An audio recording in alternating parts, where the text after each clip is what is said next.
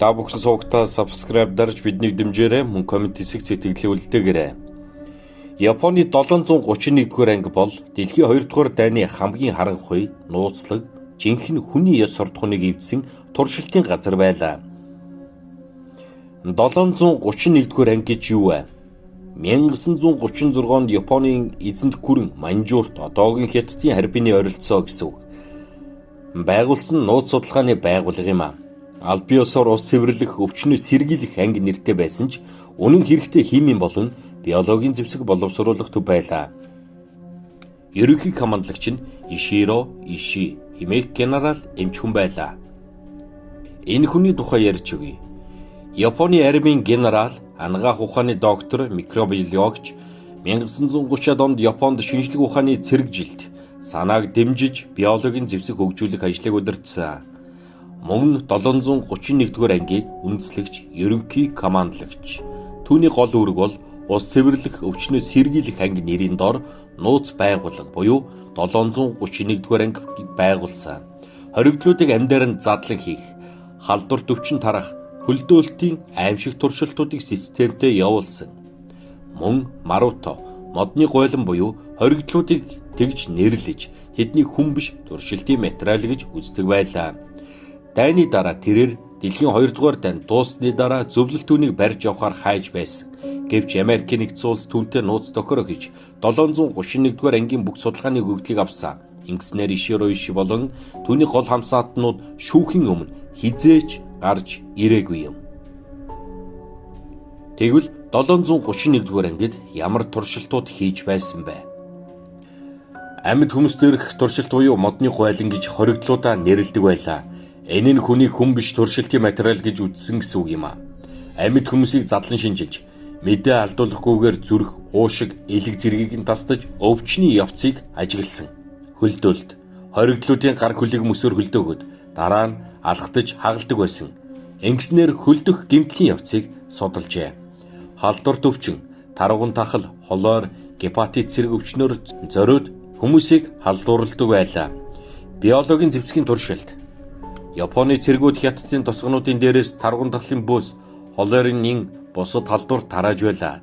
Зарим тосгон бүхэлдээ устж хэдэн 10 мянган хүн нас барсан юм а.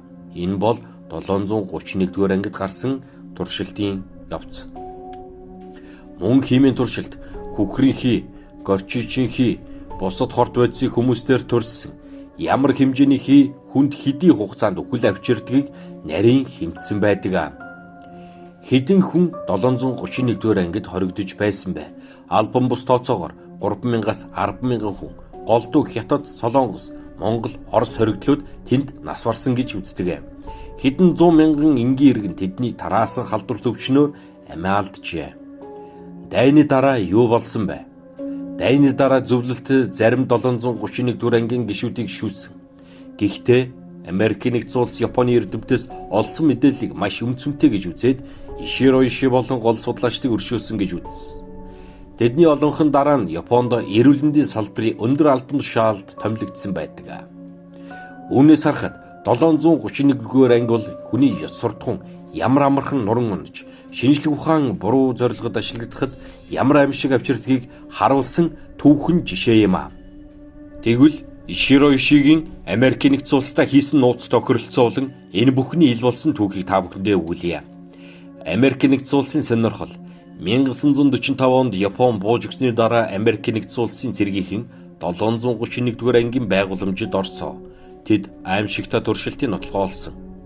Задлан хийсэн хүний цогц, лабораторийн тэмдэглэл, өвчний тархалтын бүдүүвч зураг, биологийн зэвсгийн талаарх асар их өгөгдөл. Америк нэгдсэн улс ойлгосон ийм мэдээлэл өөр хаач байхгүй гэж ойлгосон.